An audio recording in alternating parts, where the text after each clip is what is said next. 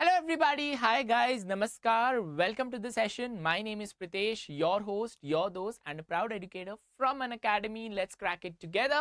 Welcoming all of you to the very important जो news आया है अभी जो लेटेस्ट न्यूज़ है वो है अबाउट द NEP 2020 जो लागू होने वाली है 2024 यानी कि नेक्स्ट एकेडमिक ईयर से क्या डेवलपमेंट आया है आपका पढ़ाई का सिलेबस और आपका पढ़ाई करने का तरीका ये सब कुछ पूरी तरह से बदलने वाला है।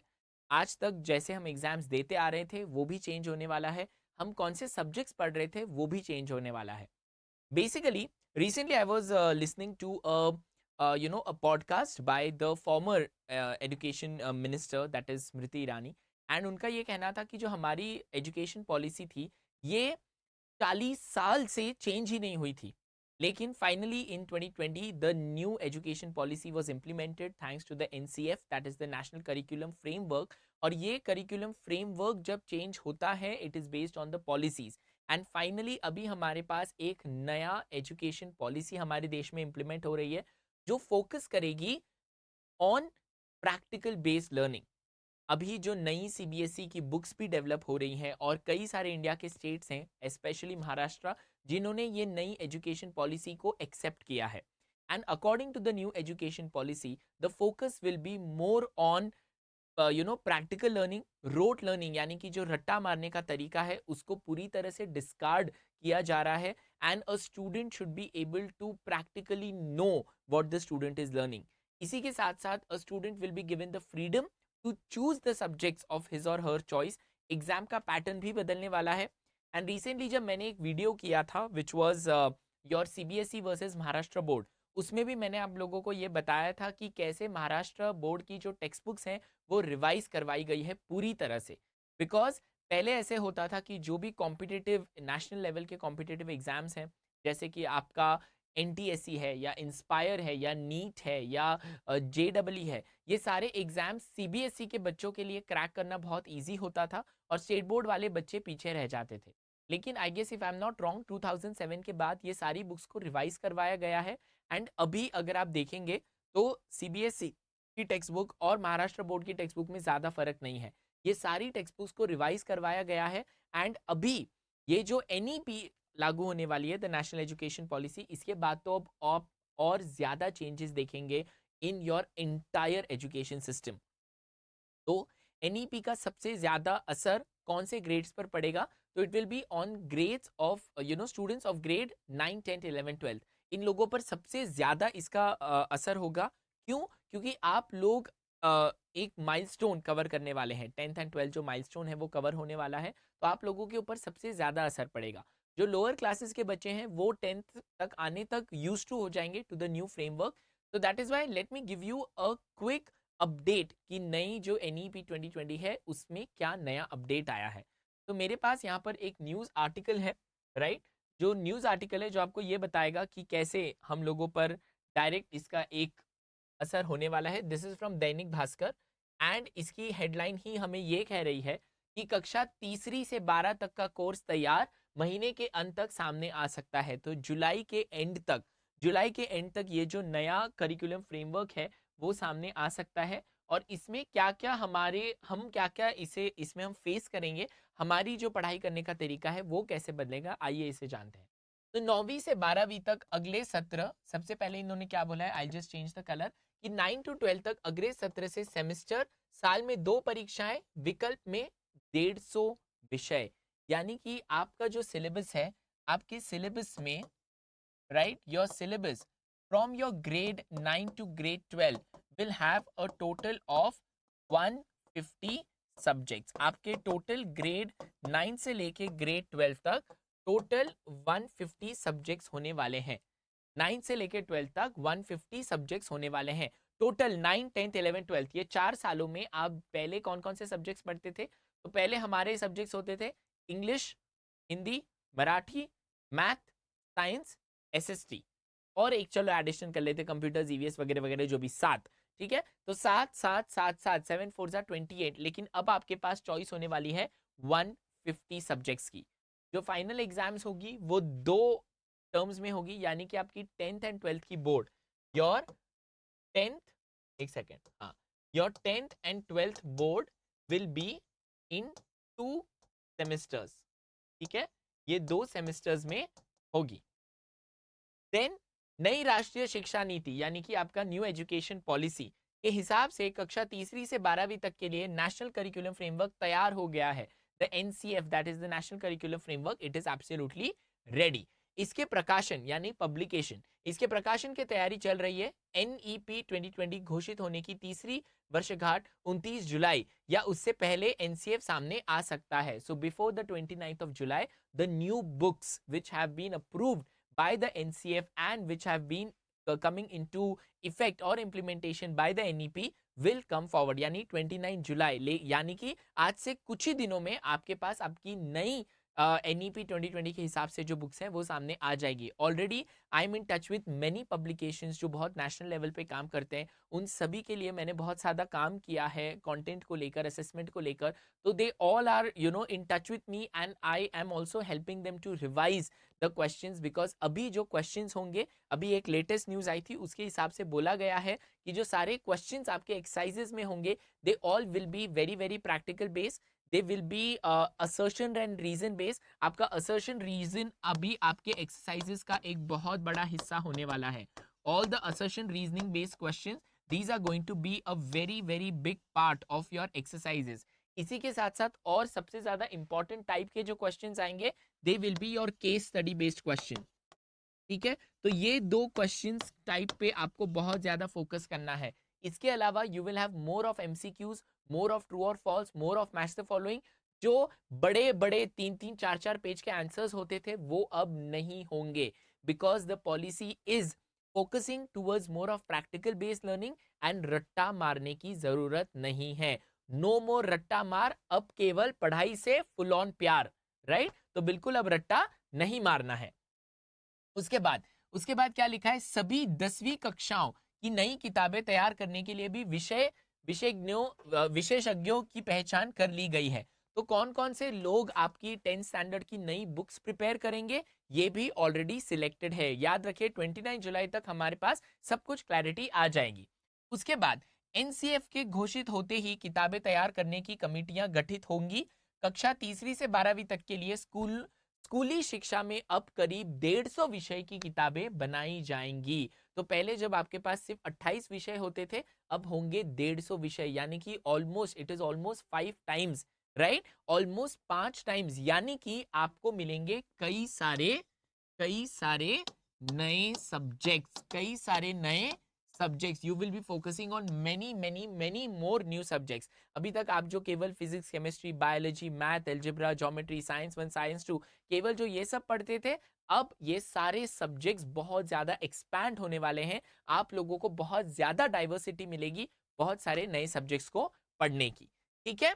देन इसके बाद क्या है, तैयारी की शैक्षणिक सत्र 2024 से 25 के शुरुआती महीने में नई एनईपी के हिसाब से कक्षा तीसरी, छठी और 9वीं की पहली किताबें सामने आ जाएंगी। सो मैं आप लोगों के लिए सबसे बड़ी इंपॉर्टेंट न्यूज क्या है कि ये जो सब कुछ है ये कब से इंप्लीमेंट होगा? ये सब कुछ इंप्लीमेंट होगा फ्रॉम अकेडमिक ईयर 2024-2025। ये 24-25 से ये इंप्लीमेंट होगा।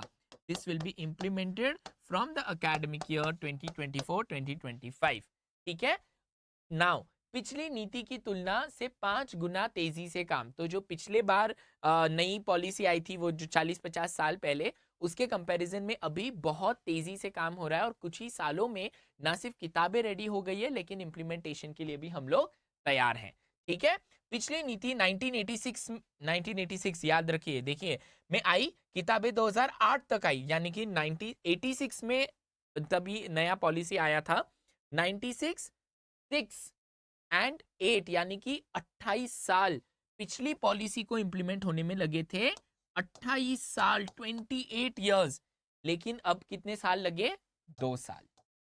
तो इस बार बहुत जल्दी काम हुआ है, विच इज वेरी गुड। देश आगे बढ़ रहा है, हम जरूर प्रगति कर रहे हैं, ठीक है। नाउ नीति दस्तावेज सार्थक में 297 टॉक्स लिस्ट है, इसमें से 1/3 पूर्ण, अगले 1/3 अंतिम चरण में, शेष 2 साल में पूरे हो जाएंगे। तो इन्होंने 2 सेक्शंस में, 2 पार्ट्स में ये पूरा जो इनका काम है वो खत्म कर दिया। ये हमारे लिए ज़्यादा इंपॉर्टेंट नहीं है, हमारे लिए इंपॉर्टेंट है ये आपके 3-4 पॉइंट्स। ठीक है, तो हम लोग किस पे फोकस करेंगे? हम लोग फोकस करेंगे प्रिपरेटरी स्टेज, यानी कि नहीं, प्रिपरेटरी भी हमारे लिए इंपॉर्टेंट नहीं है, क्योंकि ये तो 3 से 8 साल के बच्चों के लिए है, ये 8 से 11 साल के बच्चों के लिए।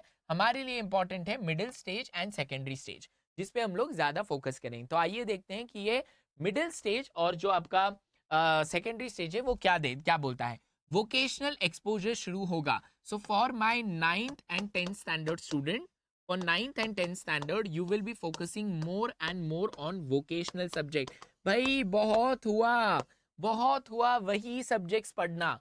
अब कुछ नया करते हैं, म्यूजिक पढ़ते हैं, आर्ट पढ़ते हैं, कुकिंग पढ़ते हैं, कुछ अलग करते हैं। मैं हमेशा अपने क्लासेस में बोलता हूँ कि वो जो शीप का हर्ड होता है ना, उसके जैसे बिहेव मत करो कि सब जो दिशा में जा रहे हैं हम भी उसी दिशा में जाएंगे। हर एक गली में आपको 10-10, 20-20 डॉक्टर्स, इंजीनियर्स मिल रहे हैं। कुछ हट के करो, कुछ अलग करो, go out of the box, do something very very different and innovative. जमाना वही है, अभी का जो समय है वो एआई की तरफ जा रहा है। जो हमारे पहले जो काम ह्यूमंस करते थे, आज क्यों क्यों हम लोग देख रहे हैं कि पिछले 2-3 सालों से इतना ज्यादा ले ऑफ हो रहा है। आई एम श्योर आप सभी ने ये वर्ड ले ऑफ सुना होगा। क्यों ले ऑफ्स हो रहे हैं? क्योंकि जो काम पहले ह्यूमंस करते थे अब वो मशीन्स कर रहे हैं, अब वो कंप्यूटर सॉफ्टवेयर डेवलप कर रहे हैं बहुत तेजी से, बहुत कम टाइम में और बहुत कम पैसों में। तो companies are laying off humans. Recently I came across a very interesting very interesting line on LinkedIn। वो कह रहे थे कि आज के बच्चे यानी आप लोग ऐसे जॉब्स के लिए प्रिपेयर कर रहे हो जो अभी तक एग्जिस्ट ही नहीं करती, एंड आप लोगों को भी वक्त के साथ, जमाने के साथ अपने आप को अपग्रेड करना ही पड़ेगा। अगर आप अपग्रेड नहीं करेंगे तो आप लोग पीछे रह जाएंगे। इसलिए it is time to take the benefit. ये जो आप लोगों को इतना बेनिफिट मिल रहा है कि आप लोगों को इतने सारे सब्जेक्ट्स मिल रहे हैं, तो specially my 9th standard kids जो अगले साल 10th स्टैंडर्ड में जाएंगे, उनके लिए तो बहुत ही बढ़िया टाइम है।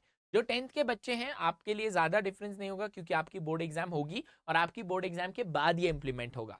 ठीक है, तो स्पेशली 9th के बच्चे एंड 11th के बच्चे इस पर ज्यादा ध्यान दें। कक्षा छठी में 11 साल के बच्चे को दाखिला मिलेगा। 8वीं कक्षा तक बच्चों को वोकेशनल एक्सपोजर कराया जाएगा, इसका मूल्यांकन नहीं होगा। ऑल्सो वेरी इंपॉर्टेंट कि ये जो वोकेशनल सब्जेक्ट्स होंगे, दे विल हैव नो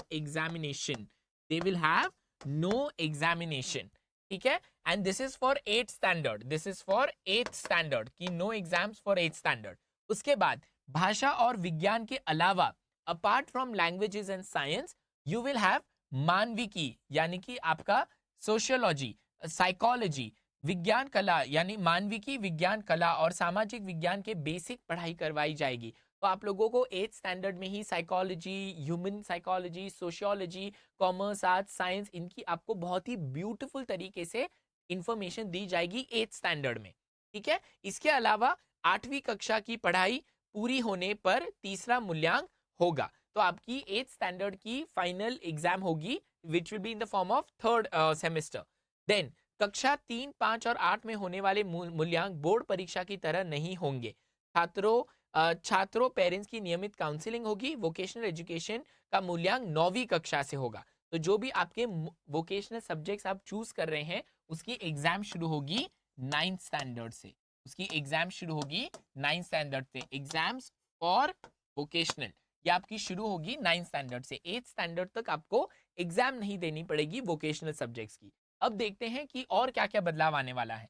तो कक्षा 9वीं से 12वीं तक सेमेस्टर सिस्टम फॉलो होगा, अगले सत्र से शुरू होने की संभावना है। साल में बोर्ड की परीक्षा के 2 मौके मिलेंगे। So there will be 2 board exams for 9th, 10th, 11th and 12th। There will be 2 board exams, 2 boards per year.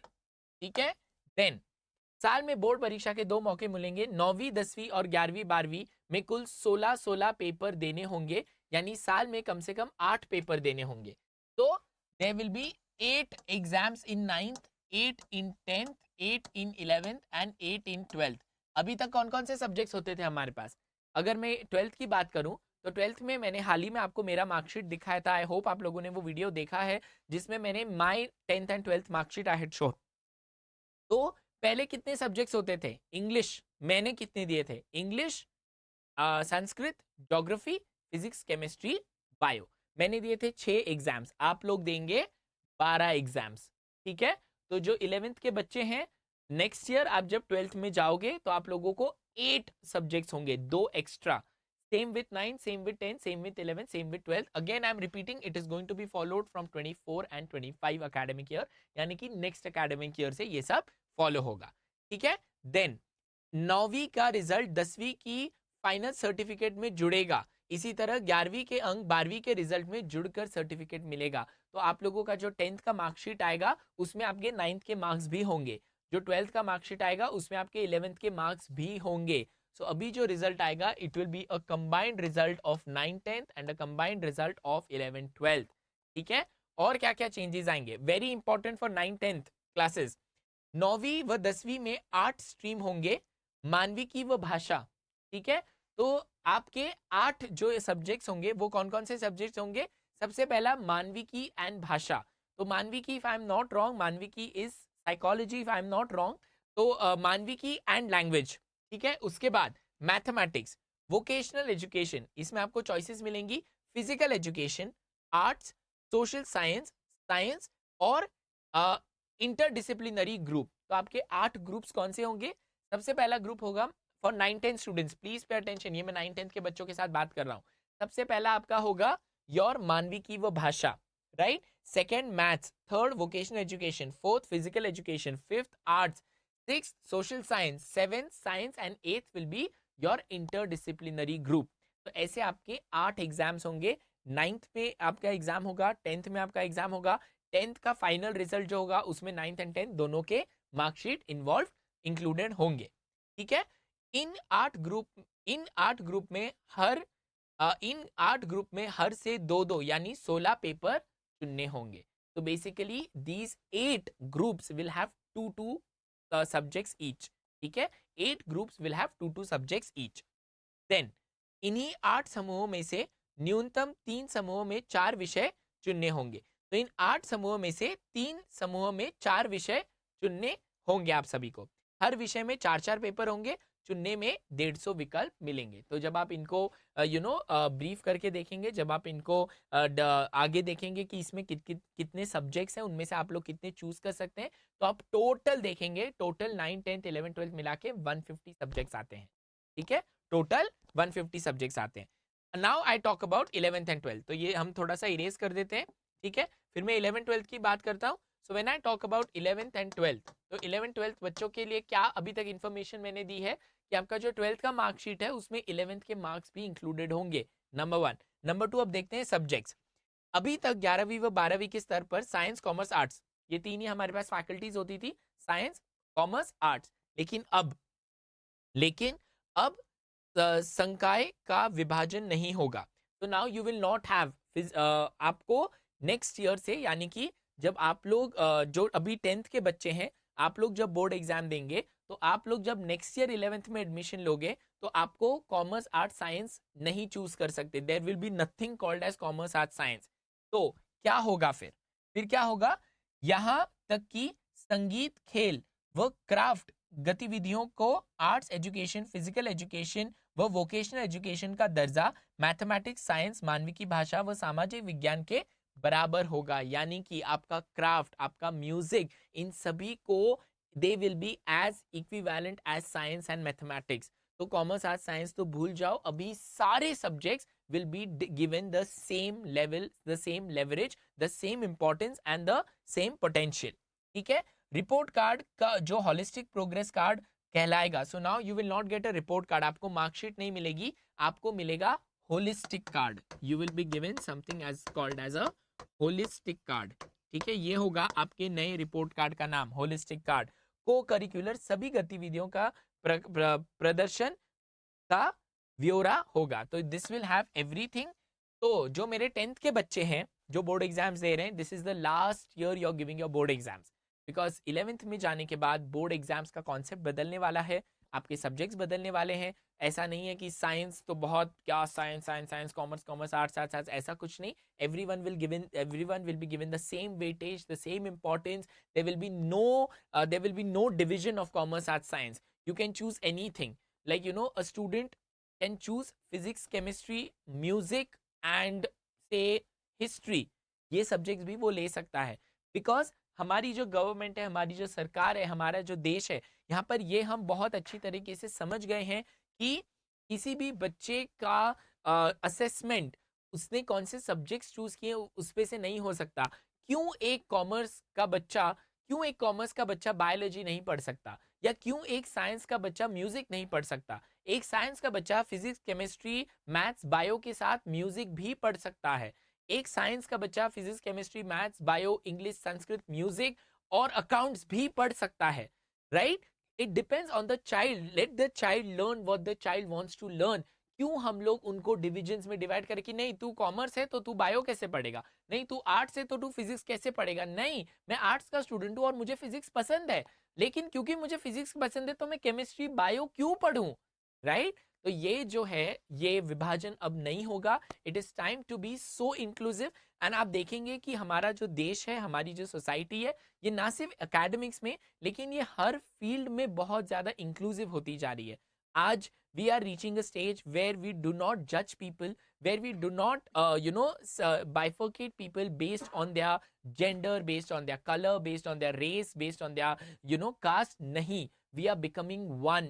It is a time of including each and every human being into a whole group of humanity, right? So I am very very proud of our country कि हम लोग इतना अच्छा और बढ़िया कदम उठाने जा रहे हैं। आई विश मेरे टाइम, जब मैं कॉलेज में था, जब मैं 11th-12th में था, तब भी आया होता, बट कोई बात नहीं, देर आए दुरुस्त आए। I am very happy that you guys are going to get this opportunity and make sure that you take complete advantage of it. जब आपको अपने सब्जेक्ट सिलेक्ट करने होंगे, स्पेशली 10th स्टैंडर्ड के बच्चे, जब आप नेक्स्ट ईयर अपना सब्जेक्ट सिलेक्ट करेंगे तो बहुत ही ज्यादा ओपन माइंड रखिए। आपको जो सब्जेक्ट्स पसंद है, आपको जो सब्जेक्ट्स में इंटरेस्ट आता है, वो सब्जेक्ट्स चूज कीजिए, right. And same is with my 9th, 11th, 12th, everybody, ठीक है। So I hope guys this session was awakening and opening. जैसे ही इसके ऊपर कोई भी नया अपडेट आता है, I will definitely being I will be doing a video on it. And till then guys, thank you so much once again for watching. Do not forget to give this video a big fat thumbs up. Do share this video with everybody because this is a breaking news. And guys, subscribe to the channel because it's absolutely free.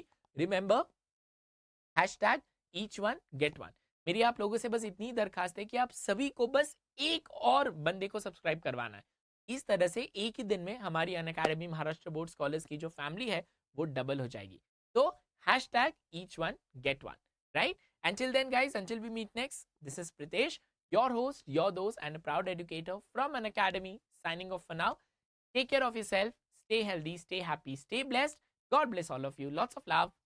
Bye bye. Thank you so much.